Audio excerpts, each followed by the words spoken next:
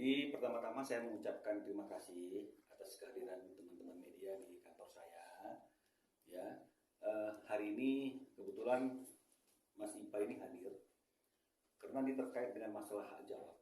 Ya, di berita-berita itu kan kelihatan seolah-olah bahwa ada indikasi pemalsuan, seolah-olah bahwa ada indikasi hak kelola atas lagu Cinderella itu sudah dialihkan oleh Mas Ipai. Nah, jadi kita bicara mengenai hal-hal seperti itu agar tidak membingungkan publik, tidak juga akhirnya ada suatu prasangka-prasangka yang tidak seharusnya. Jadi saya rasa untuk agar adanya informasi yang berimbang, both side, ya, kami hari ini ingin menggunakan hak jawab kami untuk mengklarifikasi beberapa hal atas pemberitaan media akhir-akhir ini mengenai lagu Cinderella. Ya, jadi kalau kita mengikuti berita-berita yang ada itu, ada satu pernyataan, ya, atau ada satu pengakuan, kalau tidak salah, ya, bahwa Mas Ipai itu pernah suatu waktu sudah mengalihkan haknya, ya, mengalihkan haknya kepada Ian, ya, sehingga itulah yang menjadikan dasar apa yang menjadi pegangan mereka hingga hari ini. Nah, dari pengakuan atau pernyataan itu, satu kesimpulan yang kami dapat yang mungkin tidak bisa dibantahkan adalah itu adalah bentuk juga sebagai satu pernyataan bahwa kalau Mas Ipai ini adalah pencipta lagu Cinderella, itu adalah benar. Kenapa menjadi benar? Karena ada pengalihan. Orang yang mengalihkan berarti kan adalah orang yang berhak atas lagu tersebut. Jadi dengan dasar adanya peralihan itu, berarti itu juga bentuk pengakuan bahwa pencipta lagu Cinderella itu adalah Mas Ipai. Nah, itu yang pertama. Yang kedua terkait dengan masalah laporan yang katanya sudah dilaporkan Mas Ipainya itu karena patut diduga ada pelanggaran sebagaimana yang diatur dalam pasal 263 Kitab Undang-Undang Hukum Pidana tentang pemalsuan. Nah, jadi terkait dengan pasal 263 itu tentang pemalsuan, ini kan ada kata-kata saya bacakan, ya, jadi supaya tidak keliru. Barang siapa membuat surat palsu atau memalsukan surat yang dapat menimbulkan suatu hak, perikatan atau pembebasan hutang, atau yang diperuntukkan sebagai bukti daripada sesuatu hal dengan maksud untuk memakai atau menyuruh orang lain untuk memakai surat tersebut seolah-olah isinya benar dan tidak dipalsu, diancam jika pemakaian tersebut dapat menimbulkan kerugian. Saya garis bawahi, diancam jika pemakaian tersebut dapat menimbulkan kerugian. Nah, kalaupun memang misalnya dikatakan bahwa surat peralihan hak itu adalah sesuatu yang palsu dan kemudian diduga yang memasukkannya adalah klien kami Ipai, apa yang menjadi kerugian daripada pihak mereka? Ya, justru dengan hak yang ada dari surat peralihan yang dikatakan palsu itu, manfaat yang didapat oleh mereka justru lebih besar daripada kerugiannya.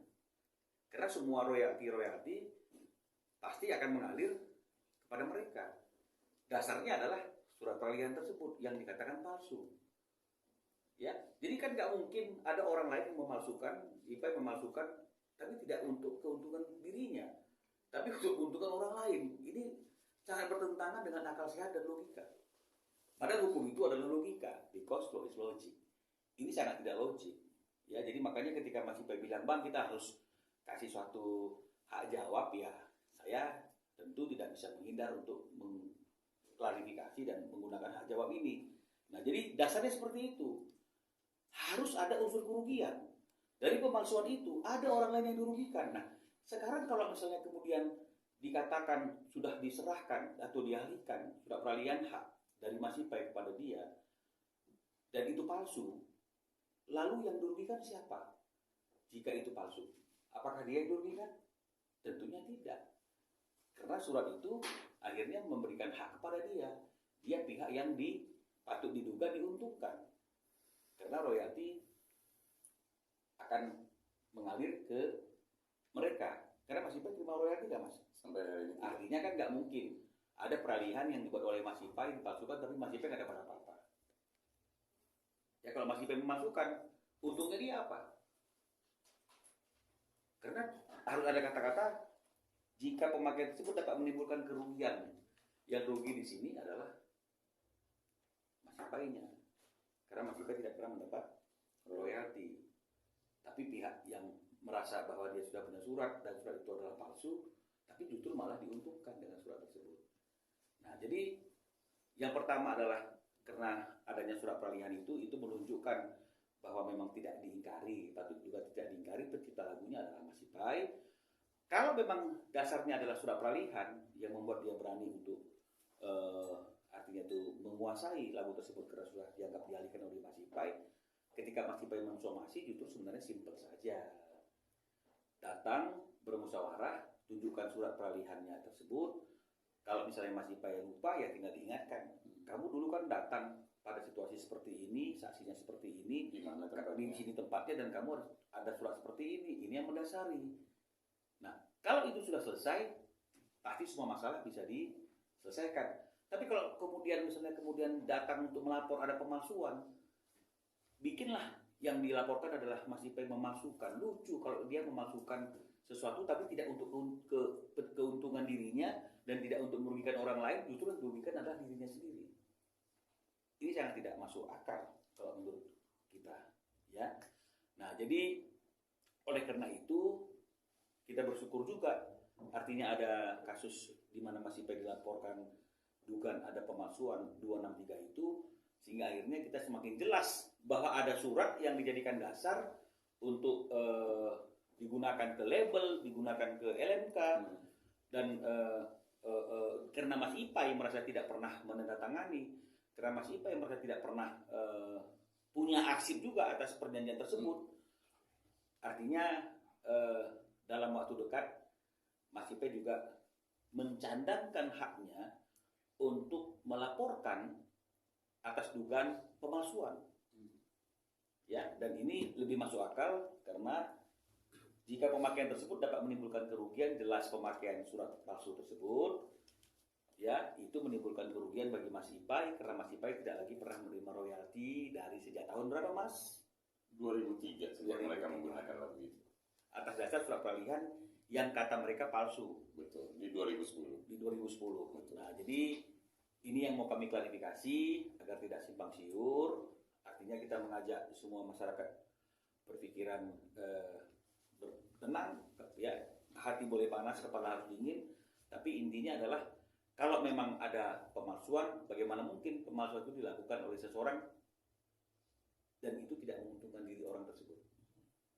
Tapi justru orang yang melaporkan itu tidak dirugikan apapun, patut juga tidak merugikan, tapi justru kata Mas Ipai mendapatkan keuntungan karena ada royalti yang berjalan. Nah, jadi ini yang perlu kami klarifikasi sehingga akhirnya jangan sampai ada pemahaman-pemahaman yang keliru yang dianggap justru klien kami mengaku-ngaku bahwa dia adalah pencipta lagu Cinderella. Karena itu ya, ini pegangan saya kan begitu ya, surat peralihan hak. Yang mengalihkan hak kan tentu orang yang berwenang. Kan begitu. Ya. Nah, di situ tertulis namanya adalah nama Ipai. Kalau nggak salah seperti itu yang muncul di media kan begitu ya. Nah, artinya kan timbul hak, timbul keuntungan bagi dia. Nah, tapi karena Mas Ipai merasa tidak pernah memberikan hak itu, maka dia somasi. Ya, jadi kalau misalnya kemudian ternyata itu benar-benar palsu, Mas Ipai yang dilaporkan kan justru aneh. Yang dirugikan di sini adalah Mas Ipai yang dilaporkan. Yang harusnya melaporkan bukankah Mas Ipai yang dirugikan atas pemalsuan tersebut, yang membuat dia kehilangan hak untuk mendapatkan royalti. Nah, jadi ini yang mau kami klarifikasi dan mungkin dalam waktu dekat minggu depan mungkin Mas Ipai sudah memutuskan tadi dengan tim untuk menggunakan haknya untuk melaporkan juga atas dugaan pemalsuan. Ya, karena itu sudah jelas, objek suratnya juga muncul dan mungkin karena kita nggak punya, ada ini yang mereka melakukan kontrak dengan label tanpa ada kontrak dengan kita. Nah, Tapi dia bukan peralihan ya. Ini dia melakukan peralihan ke publisher kan, gitu, tanpa ada kita. Yang dari Mas Ipai peralihannya ke dia? Yang dari saya tidak pernah melihat. Tapi itu yang dikatakan. Itu yang dia sebut. Nah, Gitu. Jadi dia menyebut bahwasanya izin. ya silakan. Dia menyebut bahwasanya ada peralihan surat pernyataan pengalihan hak cipta. Dari siapa aku nggak ngerti. Cuman dalam bentuk itu surat pernyataan. Berarti kan kalau dalam pernyataan itu saya memberikan pernyataan. Ya. Betul? Saya yang mengetik atau saya memberikan pernyataan. Benar? Tapi saya tidak pernah melihat surat itu. Saya cuma minta tunjukkan tempat dan waktu, siapa saja saksinya. Ya kan? Jangan bilang bahwa saksinya udah meninggal. Setidaknya kalau kita bikin surat pernyataan untuk aset seperti itu, mohon maaf itu kita sebut aja aset ya Pak. Iya. Harus ada saksi dari saya yang bertanda tangan, harus ada saksi dari dia yang bertanda tangan. Nah kalau cuma saya dan dia yang bertanda tangan, siapa yang menjadi saksi? Jin, seperti yang dia sebut. Kan enggak gitu juga. Untuk apa kita harus ngomong jadi kasar dan lain sebagainya? Enggak penting. Ya kan? Seperti yang kata Bang Minola sampaikan tadi, kami ingin itu dibicarakan baik-baik. Ya. Maka kita melakukan somasi, bukan melakukan laporan. Ya. Gitu. Kira-kira kita betul. Ya, jadi ini yang ingin kami lakukan klarifikasi hajab tadi itu, karena kan yang beredar kan seperti itu ya. Betul. Seolah dasarnya sudah ada peralihan dari Mas Ipai kalau nggak salah ya Mas Ipai ya, kepada dia itu yang menjadi pegangan. Ya teman-teman media kan juga pada waktu wawancara kan pasti itu ya. Buktinya adalah Mas Ipai sudah mengalihkan kan begitu kan. Nah, sementara Mas Ipai tidak pernah merasa mengalihkan, makanya timbul somasi. Oh ada pemalsuan loh. Bagaimana mungkin orang yang memalsukan itu justru dirugikan? Gitu. Orang dia memalsukan kan untuk mendapatkan keuntungan dan menimbulkan kerugian bagi orang lain. Betul ya? Nah, menimbulkan hak yang merugikan ke orang lain, timbul kerugian bagi orang lain. Nah, sekarang pertanyaannya adalah apa yang dialami kerugian bagi pihak mereka kalau kemudian atas dasar surat yang diduga palsu itu hak ekonomi yang tadi seharusnya buat Mas Ipai atau berbagi dengan Mas Ipai tidak lagi didapat oleh Mas Ipai, itu dapatnya ke pihak mereka semua kan gitu, yang patut diduga seperti itu. Nah, jadi unsurnya jadi lemah. Ya, jadi justru sebaliknya Mas Ipai bisa menggunakan momentum ini, artinya sudah mendapatkan gambaran, ada surat pernyataan yang menjadi dasarnya mereka yang nggak pernah merasa ditandatangani untuk membuat laporan bahwa sudah ada pemalsuan peralihan hak yang tidak pernah diberikan oleh Mas Ipai. Jadi itu yang ingin kami klarifikasi pada sore hari ini. Tambahan silakan Mas. Nah, teman-teman mungkin ini sebagai tambahan, saya juga sudah menyatakan ke Bang Minola bahwa saya telah mendapatkan bukti gitu, bahwasanya seperti yang saya sampaikan ke kuasa hukum saya, sejak tahun 2003 waktu album kedua mereka rilis, mereka telah menggunakan lagu Cinderella. Kembali lagi saya sebut, merekam, menggunakan, mempublikasi, ya kan, mendistribusi lagu tersebut tanpa ada kesepakatan, kontrak, perjanjian apapun dengan saya. Tiba-tiba lagu itu mereka nyanyikan dan muncul di dalam bentuk kaset, CD, dan terjual bebas. Di situ masih diakui, Mas Ipai juga ceritanya. Di dalam kontrak itu kemudian dari label pertama Malta Musik Indonesia, mereka kemudian membawa master itu, mereka jual kembali, membawa master itu mereka bawa ke IMI Musik Indonesia. Di sini ada jelas tertulis. Anda bisa baca bahwa sini Cinderella, teman-teman juga bisa lihat Cinderella tertulis lagu Ipai. Saya, Ipai, lirik Ian Kasela. Betul. Jelas ya. Lagu saya, lirik Ian Kasela. Lirik yang bagaimana Ian Kasela ciptakan? Tolong sebut. Di mana dan kapan? Apakah hanya dengan memotong? Ya kan? Dua kata bisa disebut menciptakan lirik. Memotong dua kata, apakah bisa disebut sebagai pencipta? Merubah judul dari dongeng Cinderella menjadi Cinderella, apakah langsung bisa menjadi pencipta? Mas potong aja dua kata dari lagunya Ahmad Dhani atau siapalah. Terus Mas bilang sebut sebagai pencipta lirik. Bisa. Itu yang Ian lakukan. Dan Ian kemudian menggunakan ini dan berkontrak dengan setidaknya ada 3 label yang dia berkontrak dengan tipe yang sama. Ada izin nggak dari Mas Ipai? Tidak pernah ada izin dengan saya. Ada lagu Milik saya. Ada nggak seperti itu? Jadi, sejak awal Raja muncul dalam industri musik Indonesia, mereka telah melakukan, ya, patut diduga mereka telah melakukan penipuan dan pemalsuan. Karena kalau di dalam pasal-pasal ini, mohon maaf, bukan ya. Gitu.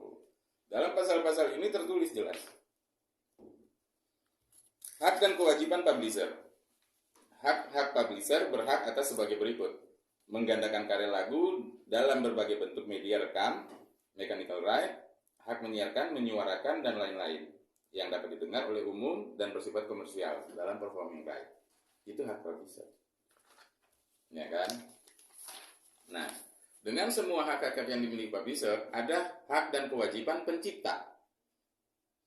Hak dan kewajiban pencipta ini tertulis kemudian berhak menerima pembayaran atas memakan lagu sebesar 60%. Gitu.